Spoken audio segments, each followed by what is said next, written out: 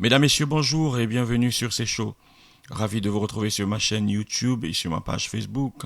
Cette semaine, nous allons parler de sport, mais nous allons nous focaliser sur le football. Et nous savons tous que le football au Cameroun va mal, il va très mal, il est à l'état chronique, et je dirais même qu'il est en phase terminale si rien n'est fait. En phase terminale, sûrement il n'y a plus rien à faire, mais nous avons espoir. Alors nous allons essayer de mettre en relief tous ces problèmes. Nous allons développer, réduire et ordonner et présenter aux autorités ce qu'il faut faire.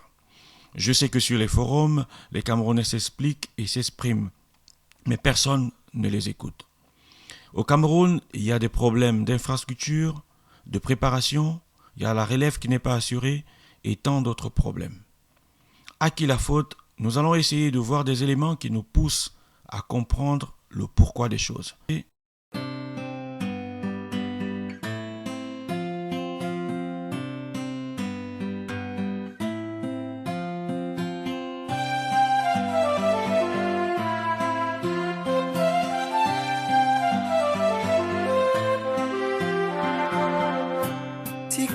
Tikandolo, benene noa, mulemambo na pulinde na wase, sonebolo vanite.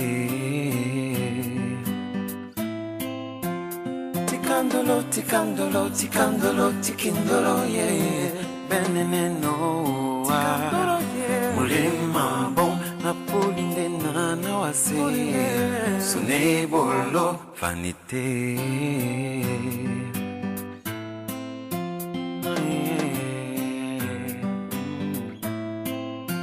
Magio werisane na kwalisane nomo na pulina na timbe nindenga mane kumbo amene modi adiwa jongele peraswe na nongi no punda.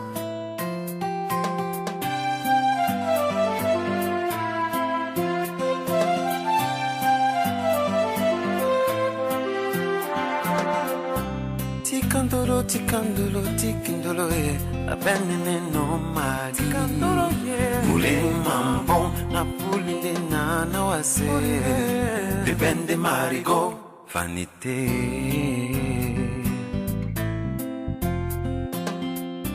Basono ni yonge ya timbaye. Lorsque l'on regarde cet élément, l'on se demande comment les génies comme Roger Mila, Joseph-Antoine Bell, Théophile Abega, Thomas Nkono, François Omambiik ou encore Samuel Eto'o ont fait pour prouver aux yeux du monde entier qu'ils avaient du talent pur, sûr et dur. L'élément qui va suivre, c'est pour rendre hommage à tous ces talentueux joueurs camerounais, à ces lions indomptables. Ils ont oublié les problèmes de primes, oublié les problèmes administratifs, ont étalé sur les stades leurs tripes. Regardez, appréciez, c'est pour vous. Perú y dos europeas, me decías Italia y Polonia, ¿no? Efectivamente. Los otros dos equipos de este grupo. Atención a esa primera llegada. Es sensacional el despeje a córner de Quiroga. Y qué bien lo hizo Roger Milla. Vaya disparo que se ha sacado en la frontal con la zurda. El recorte con la derecha. Eso hubiera sido un auténtico golazo. Pues la primera llegada de Camerún, absolutamente peligrosa, letal. Que parece que va a estar otra vez con Nigeria en el... Vaya llegada otra vez de Camerún. Cortamos la historia porque Perú dentro del área. Atención, tiene que salir Nkono y ahí ha estado enviando a córner Tony Nkono. En esta jugada, la mejor de Perú hasta el momento. ¿Cómo no? Cubillas. Obra y gracia de Teófilo Cubillas. Esto lo firmaría Maradona, Pelé, cualquier grandes. Qué toque, qué magia la de Un Cubillas. palmo de trono. Recupera Camerún. Atención a Roger Milla, que tira la pared con Enviva. Lleva Roger Milla. Marcando un auténtico golazo. La ejecución. Se echa las manos a la cabeza. Vamos a ver, lo repetimos porque parece que el gol lo ha anulado Water. Hay gran pitado en Riazor. La gestación es fenomenal. El golazo sensacional de Roger Milla, pero el gol. 28 era un gran resultado. El lanzamiento raso y cruzado que atrapó el guardameta camerunés. Vamos a ver la acción repetida, esa falta, ese golpe franco. Barbadillo en la primera intervención de Barbadillo, prácticamente desde que está. En dribbles, sur un bon centre, Abega. Abega, toujours. Abega, Mila, Abega!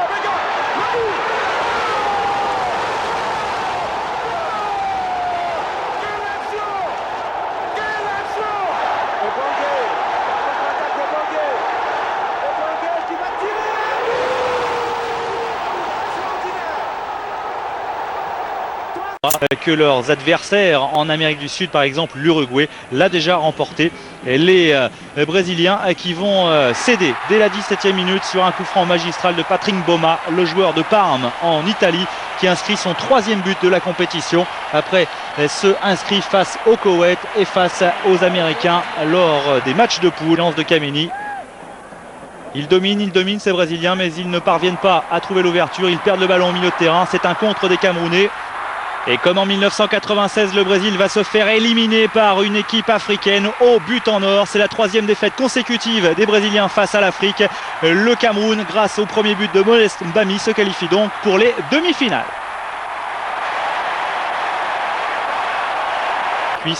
Mais les Lions sont toujours indomptables et indomptés. Les Lions croient toujours en leur bonne étoile. Ils vont poursuivre leurs efforts et réussir à égaliser à la 84e minute par Patrick Boma, son 4e but de la compétition. Et les dieux sont africains comme en 96 où le Nigeria était revenu face au Brésil pour s'imposer. Et puis en finale face à l'Argentine grâce à un but en or de Nwankwo Kanu. Et bien cette fois-ci c'est Patrick Boma qui remet les deux équipes à égalité. Les Camerounais qui vont bénéficier d'un penalty en fin de rencontre. Erreur de la défense chilienne.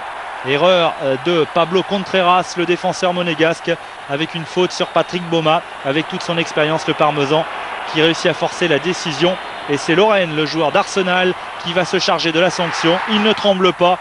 Les deux joueurs les plus connus qui évoluent dans les meilleurs clubs du Cameroun, eh bien, qualifient leur équipe pour la finale des Jeux Olympiques. Le Cameroun qui croit toujours donc pouvoir succéder au Nigeria. Le miracle africain se poursuit lors de ces Jeux Olympiques. Après le Ghana, médaillé de bronze en 92, la médaille d'or du Nigeria, encore une médaille pour un pays africain.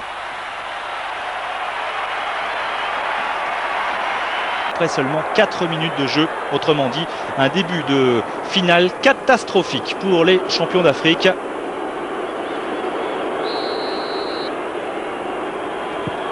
Mais Kameni réussit encore un exploit et Angulo, Miguel Angel Angulo, le joueur de Valence, rate l'occasion du break.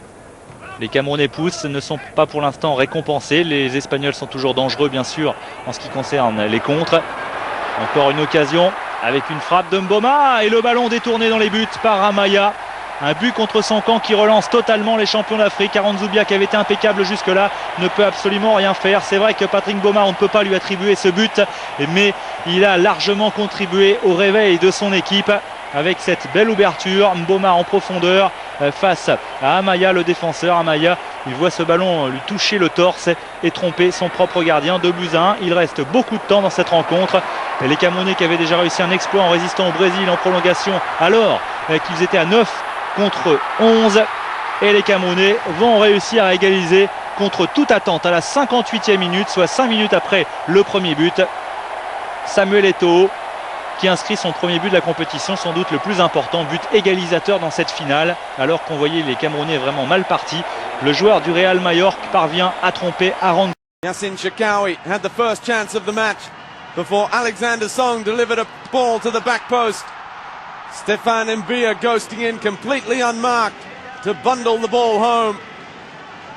1-0 to Cameroon. It was a bright start from the indomitable Lions, who went 2 up in the 27th minute. Another superb Jeremy Njatap free. Jeremy header. And just seconds later up the other end of the field, substitute Alain Nkong would score the only goal of the match. D'obtenir le 2-2. Voilà la grande action de Aboudi. Voilà. Rapide, technique, précise. Mais ici, Francine Jouvet n'a pas eu la chance qu'elle voulait obtenir. C'était le 3.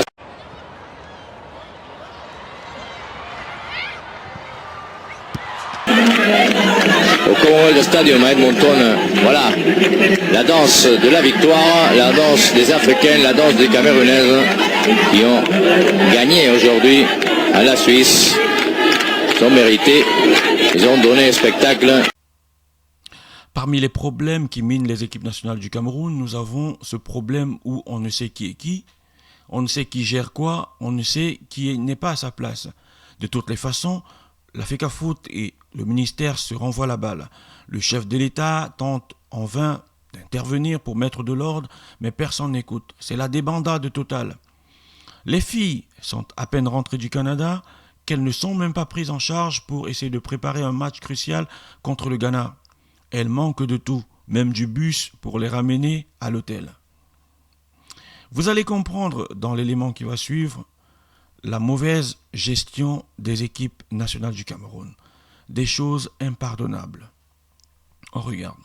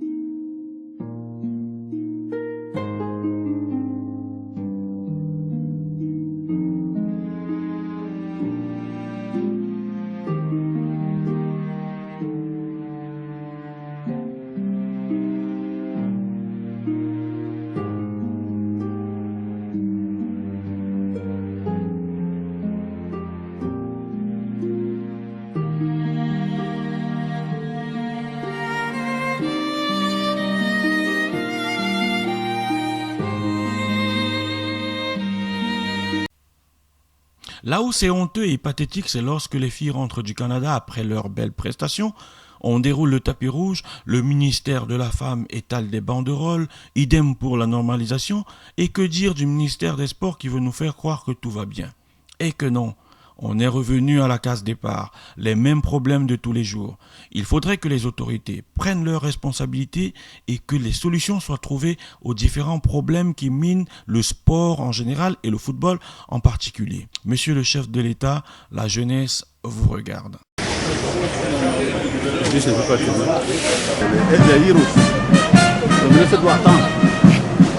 On ne doit pas les presser.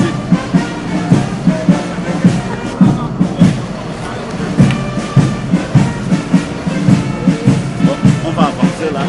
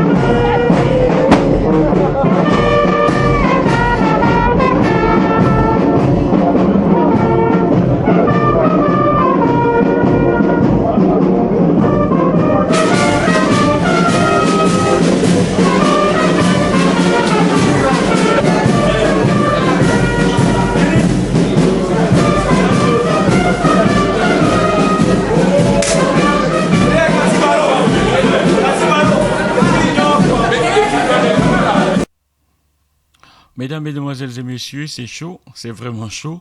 On ne peut pas voir ces choses, rester chacun dans son cachot. Moi, je m'appelle Antoine Bachot, c'est la fin de cette émission. Je vous laisse et je vous donne rendez-vous dans les prochains jours pour développer d'autres thèmes. C'est le net qui nous réunit, c'est là où on rassemble les éléments pour pouvoir dénoncer. À la prochaine et merci beaucoup. Au revoir.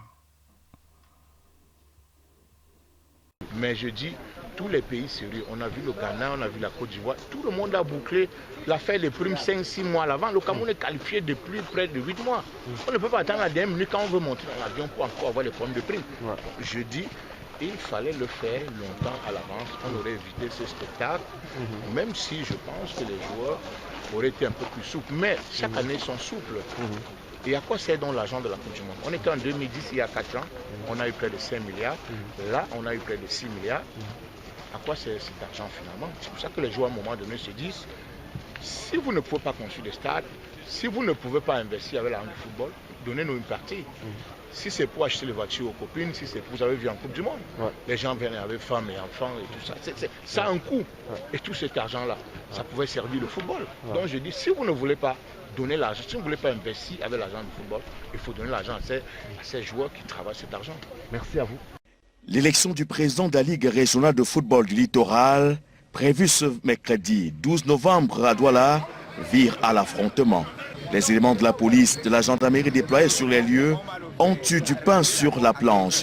Difficile d'amener les différentes factions en course pour ce poste assez prisé à fumer le calumet de la paix. Ce matin, les populations ainsi que les hommes des médias présents à l'hôtel, choisis pour abriter cette importante échéance pour l'avenir du football dans la région du littoral, ont assisté médusés à des bagarres assorties d'éclats de voix entre les partisans des différents candidats en compétition.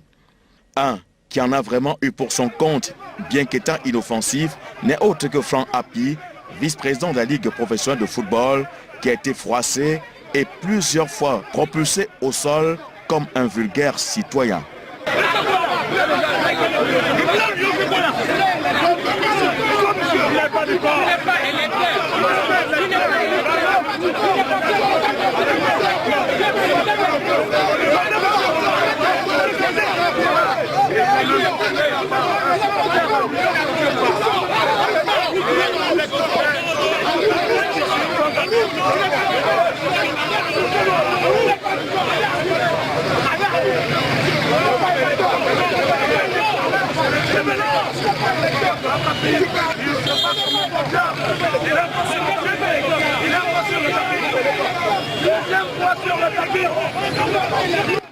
Dans ce souci assez brutal de filtrer les électeurs et de laisser que ceux qui en ont qualité pour prendre part à cette élection, l'on a vu des mandataires enlevés par des quidams et sauvés de justesse par des éléments de la police et de la gendarmerie qui veillent au grain, prêts à contenir tout débordement.